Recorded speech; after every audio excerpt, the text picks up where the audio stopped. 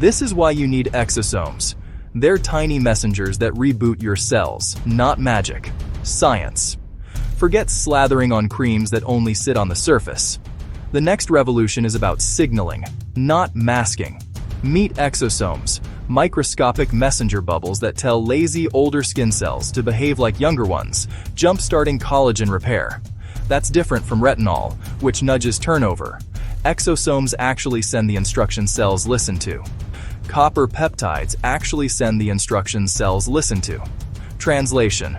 Cheaper creams can fail because they don't speak cell language. Copper peptides are becoming the gold standard. They boost collagen, they help the repair signals stick. So instead of chasing wrinkles, focus on the signals you give your skin. Biohack your routine. Look for treatments and topicals that deliver signaling like exosome-based tech copper peptides. Consult a pro and let